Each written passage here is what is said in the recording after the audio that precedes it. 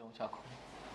આપેલી સ્થિતિમાં તમારી પાસે કયા વિકલ્પ છે? મેં 3 વિકલ્પ રાખ્યા. પહેલું, મારી ફરજ મુજબ હું પર્યાવરણ નિયમોના અનુપાલન માટે નવેસરથી ક્લિયરન્સ સર્ટિફિકેટની નોટિસ અંગે આગળની કાર્યવાહી કરું અને વિરોધની બાબતની પરવા ના કરું તો થાય રાખે. બીજું વિકલ્પ છે ઉદ્યોગપતિ, મજૂર, ઉપભોક્તા ત્રણેયનું હિત જોડાયેલું છે ને, કારણ કે ભાવ વધશે તો ઉપભોક્તાને સમસ્યા થશે. જેવા વિવિધ વર્ગોની જરૂરિયાતોને ધ્યાને રાખી નોટિસને પરત લઈ લઉં અને યથાસ્થિતિને સ્વીકૃતિ આપી દઉં. જો આ ચેન્જ છે તો આ સ્ટેટસ કો કન્ડિશન છે. જે છે ચાલવા દો ને ભાઈ, આમ જ જિંદગી જવાની છે. ઓહો, રાઈટ. પછી વિકલ્પ 3, વરિષ્ઠ અધિકારીની સંમતિ લઈ કોઈ મધ્યમ માર્ગ શોધવાની કોશિશ કરું કે જેમાં પર્યાવરણ સંબંધી નિયમોના પાલન માટે ઉદ્યોગોને એક નિશ્ચિત સમય મર્યાદા આપું. આ સમય મર્યાદાના નિર્ધારણમાં સ્થાનિક ઉદ્યોગો અને હિતધારકોને પણ સામેલ કરું કે ભાઈ બોલો, તમને કેટલો સમય આપું? 30 દિવસ, 45 દિવસ, કેટલા દિવસમાં કરી દેશો? આ નિયમોના પાલન અંગે સરકાર તરફથી કોઈ ઇન્સેન્ટિવ અપાતા હોય તો એ અંગે પણ ઉદ્યોગોને માહિતગાર કરું જેથી તેમની નફાકારકતા ઉપર કોઈ નકારાત્મક અસર ન થાય. રાઈટ. આ 3 વિકલ્પ દેખાય છે. તો ત્રીજો મને બહેતરીન લાગ્યો. તમને પણ ત્રીજો લાગે છે બહેતરીન? હા, તો આને કહેવાય લેકિંગ ઓફ કોમન સેન્સ. હું ઉતાવળમાં હતો. ઓકે, પહેલેથી તમે એક section of environment pollution control board, right, એના એક સેક્શનના હેડ છો. તમે એક એરિયામાં આ હેડ તરીકે નિયુક્ત થયા છો અને તમારી સમક્ષ એવું જોવા મળે છે કે એ એરિયામાં મોટી સંખ્યામાં MSME આવેલા છે.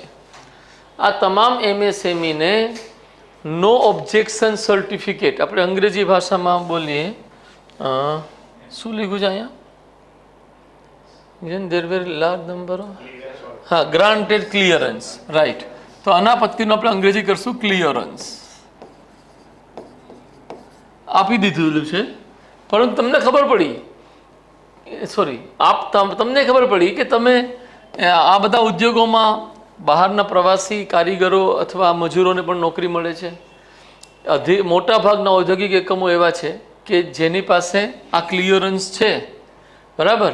અને આ જે ક્લિયરન્સ મળે છે એ કયા આધારે મળે છે? તો કે આ ક્લિયરન્સની અંતર્ગત જે આપણે મુદ્દાઓ લીધા છે એવા છે કે એ એકમથી કોઈ પ્રદૂષણ ફેલાય નહીં. તો પ્રદૂષણ ઉપર અંકુશ લગાડવા માટે છે અને જૈવ વિવિધતા તેમજ પર્યાવરણનું રક્ષણ કરવા માટે છે, બરાબર.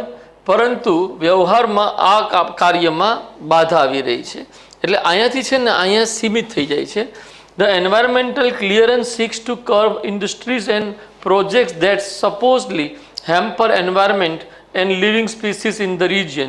But in practice, most of these units remain to be polluting units in several ways like air pollution, water pollution and soil pollution. As such, local people encountered persistent health problems. અને આના કારણે આરોગ્ય સમસ્યા ઊભી થઈ રહી છે. એટલે એ જ વસ્તુનું પછી અહીંયા यह पुष्टि की गई कि अधिकांश उद्योग पर्यावरणीय अनुपालन का उल्लंघन कर रहे थे. आपने नया पर्यावरणीय अनापत्ति प्रमाण पत्र आवेदन करने और सक्षम अधिकारी से प्राप्त करने के लिए सभी औद्योगिक इकाइयों के लिए नोटिस जारी कर दी. કારણ જોયું કે આ બધા જ પ્રદૂષણ ફેલાઈ રહ્યું છે, લોકોના આરોગ્યને નુકસાન થઈ રહ્યું છે. તમે એક આદેશ જાહેર કર્યો કે બધાએ ફરીથી ક્લિયરન્સ લેવાનું છે અને બધાને પાસે ક્લિયરન્સ સર્ટિફિકેટ કોમ્પિટન્ટ ઓથોરિટી પાસેથી મેળવવું પડશે, એવી નોટિસ તમે જાહેર કરી. હવે અહીંયાથી એનો વિરોધ શરૂ થયો કે લોકલ પોલિટિશિયન્સ, આ ઔદ્યોગિક એકમોનો એક હિસ્સો અને અન્ય જેના હિત સમાયેલા છે અને ન્યસ્ત સ્વાર્થી વેઇટેડ ઇન્ટરેસ્ટ શબ્દ છે, શું છે?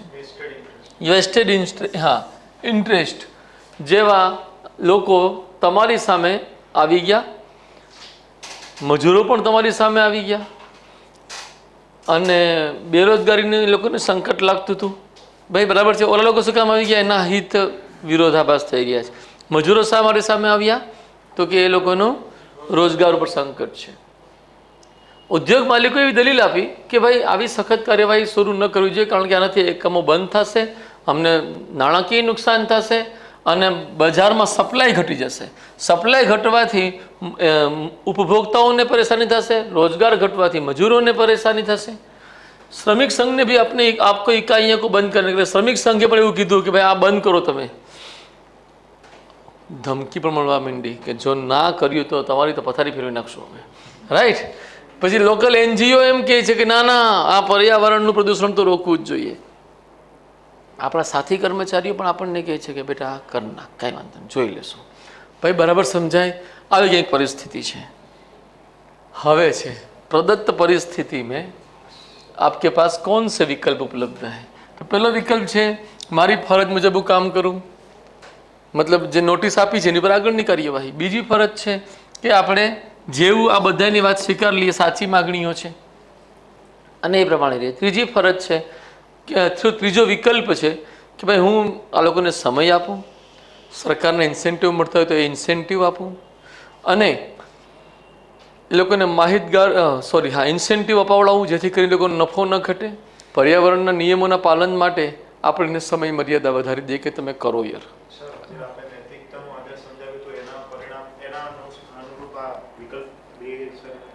કરતો હા, એક વિકલ્પ ઠીક નથી આપણે ન કરી દેશું, પણ વિકલ્પ છે તો ખરી ને બેટા, વિકલ્પ છે તો ખરી ને. તમે તમારા વરિષ્ઠ અધિકારીને કહેશો કે અત્યારે થોડા સમય માટે આ નિયમોની અવગણના કરવી જરૂરી છે, પાણી લઈ લે બેટા.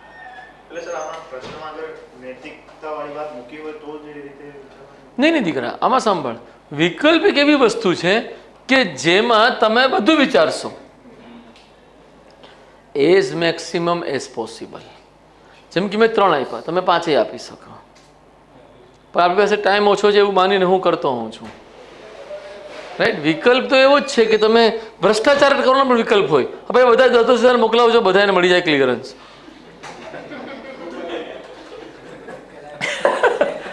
વિકલ્પ તો આવા 50 નીકળવાના છે. તો આ વિકલ્પને હવે અપનાવવો કે ન અપનાવવો? બેટા જ્યારે તમે કોઈ સ્થિતિમાં આવો છો, તમને પાપ અને પુણ્ય બંને કરવાના વિકલ્પ ઉપલબ્ધ હોય છે. તમારી નિયત, તમારા સંસ્કાર, તમારી ચારિત્રિક સબળતા તમને પાપના પ્રલોભનથી દૂર રાખે છે અને તમને પુણ્યના માર્ગે લઈ જાય છે, રાઈટ. તો એ સમયે જે સમયે હું તમને આ બધું ભણાવી રહ્યો છું તો એમાં શોર્ટકટ મારે ક્યાં વાપરવી શું મને નહીં આવડતી, આવડે છે, પણ એ મારા કર્તવ્યના સંદર્ભમાં બતાવ ને યાર. આપ સમજો, એક વાક્ય આવું આવે, બતાવ ને યાર. એ દૃષ્ટિથી અહીંયા જ્યારે મને કામ કરવાનું મન થાય હું લેક્ચર બંધ કરી દઉં, હવે માનું મન નહીં. મોટા ભાગે એવું થતું નહીં, ભગવાનની દયા છે, રાઈટ. તો વિકલ્પ બેટા બધા આવશે. પછી એમાંથી આપકે દ્વારા સૂચિબદ્ધ કહીએ કે વિકલ્પો કા આલોચનાત્મક પરીક્ષણ કીજીએ. આમાંથી કયું તમને સારું છે, આ છે, તે છે. ઉપરોક્તમાંથી પ્રથમ વિકલ્પ એ રીતે યોગ્ય દેખાય છે કે તેનાથી હું મારા કર્તવ્યનું યોગ્યતમ રીતે તેમજ ત્વરિતપણે પાલન કરી શકીશ. આ વિકલ્પ એ દ્રષ્ટિથી પણ લાભદાયક છે કે તેનાથી પર્યાવરણનું રક્ષણ થશે તેમજ સ્થાનિક લોકોના આરોગ્ય માટે પણ લાભદાયક રહેશે. પરંતુ આ વિકલ્પની મર્યાદા એ છે કે તેનાથી અનેક ઉદ્યોગોના પતન થવાની તેમજ મજૂરોના બેરોજગાર થવાનું સંકટ ઊભું થશે.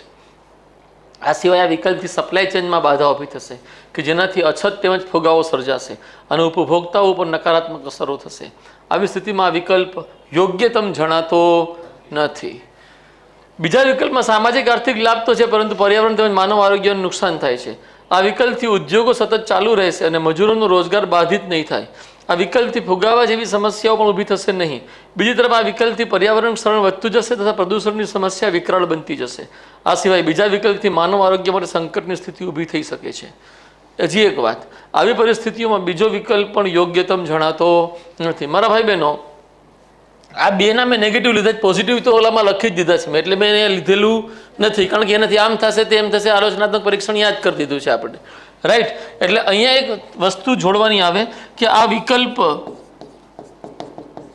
કર્તવ્યનો વિરોધી પણ દેખાય છે, આ પણ એની ખામી છે, રાઈટ. આ પણ જોડવું પડે આપણે, એગ્રી. એટલે આ બીજો વિકલ્પ પણ નહીં. એટલે આવી પરિસ્થિતિ ત્રીજો વિકલ્પ યોગ્યતમ છે, આપણે એવું દાવો કરી દઈશું. હવે पर्यावरणीय अनुपालन, एनवायरमेंटल कॉम्प्लायंस सुनिश्चित करने के लिए आप किस प्रकार की क्रियाविधि, કેવું મેકેનિઝમ બનાવવાનું સજેશન આપશો? હવે સજેશન આપવામાં તો આમ ભારતીય સલાહ આપવામાં કેવા ચેમ્પિયન હોય, તો એ પ્રમાણે તાલીમ પ્રાપ્ત કર્મચારીઓની એક ટીમ બનાવવી જોઈએ અને તેમને પર્યાવરણીય અનુપાલન અંગે થઈ રહેલી પ્રગતિ, માર્ગદર્શન અને મોનિટરિંગનું કાર્ય સોંપવું જોઈએ. મતલબ કોઈ કંપનીને ખબર ન પડતી કે આમાં કેમ કરવું, તો માર્ગદર્શન પણ આપશે કે જેથી આપેલી સમયસીમામાં અનુપાલન સંભવિત બની શકે. બીજું, એક નિર્ધારિત મર્યાદામાં સમયસીમા વધારી આપવી જોઈએ કે જે દરમિયાન વિવિધ એકમો નિયમોના અનુપાલનને અનુકૂળ કાર્યવાહી અને વ્યવસ્થા સ્થાપિત કરી શકે. આ બાબતમાં તમામ હિતધારકો સાથે મળીને સમયસીમામાં વધારો કરી તેમના નિયમોના અનુપાલન માટે સંમત કરવા જોઈએ. એમની સંમતિ નહીં હોય તો વળી પાછા કંઈક શોર્ટકટ કાઢશે લોકો. નંબર 3, સરકાર દ્વારા પ્રદૂષણ નિવારણ માટે અપાતી છૂટ અને પ્રોત્સાહનો નિયમો પ્રમાણે ઉપલબ્ધ કરાવવાની વ્યવસ્થા ઊભી કરવી જોઈએ કે જેથી દરેક એકમ ઉપરના આર્થિક બોજને યથાશક્ય ઘટાડી શકાય તથા એકમોને પ્રદૂષણ નિવારણ માટેની વ્યવસ્થા અંગે પ્રેરિત કરી શકાય.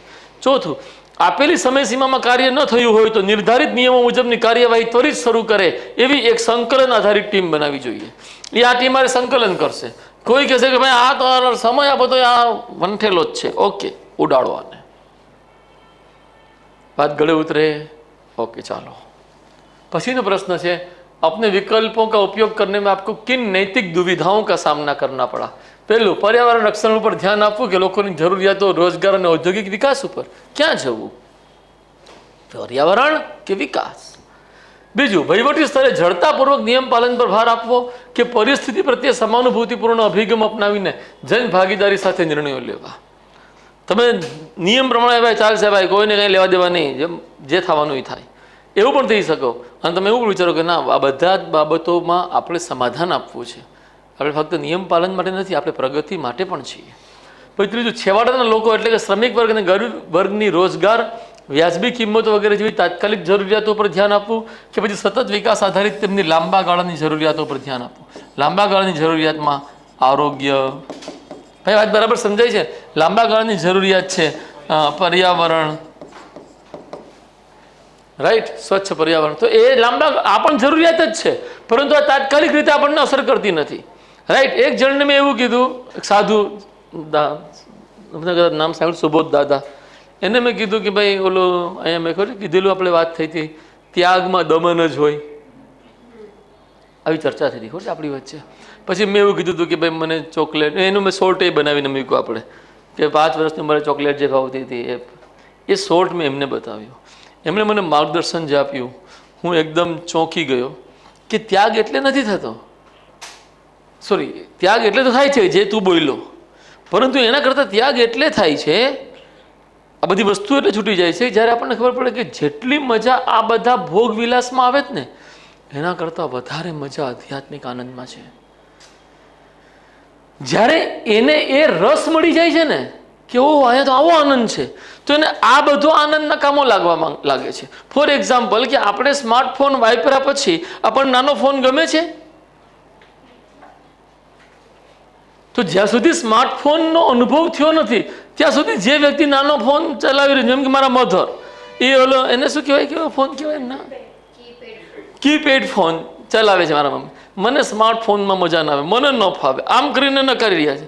જો ભૂલે ચૂકે એને આદત પડી ગઈ અને એકવાર વાપરી લીધો, બોલો એના વગર એને હાલશે? એની જ ઉંમરના એના નણંદોયા આખો દી બે સામે ગેમ રમતા હોય, વિડીયો ગેમ ચાલુ છે, ડોસા ડોસીની, તમે સમજો. મેં કીધું હારા તમે, એ મને જીતી નથી શકતા મારા ફૂવા માટે ગઈ, એટલે કે એને આમ બળતરા જ હોય અંદરથી. આમાં 35-40 હજારના સ્કોરમાં પૈસાની લેણ દેણ થાય છે. મને કે નહીં, તો એ અહંકારની લેણ દેણ છે. अब સમજો મામલા ઈગો કા હે. તો કહેવાનો મતલબ એ છે કે આખી મારી દ્રષ્ટિ બદલાઈ ગઈ કે યસ, આ વાત હું જિંદગીમાં સમજો જ નહીં, 50 વર્ષનો થઈ ગયો, કે એ જે અધ્યાત્મનો આનંદ છે એ આજની તારીખે બોલું તો એપલ 16 પ્રો જેવો છે. અને આ જેને આપણે આનંદ માની રહ્યા છીએ, સુખ માની રહ્યા છીએ, એ કીપેડ મોબાઈલ છે. એમણે એવું મને સમજાવ્યું, કારણ કે એમણે જીવન જીવ્યું છે બેટા, એટલે એ બંને આનંદને કમ્પેર કરી શકે છે કે ભાઈ હું 20 વર્ષ સુધી સમાજની વચ્ચે હતો, પછી સાધુતા મળી, મને ખબર પડી કે આના જેવો આનંદ ક્યાંય ન મળે, છોડાય નહીં, આને છૂટી જ નહીં શકે તમારાથી.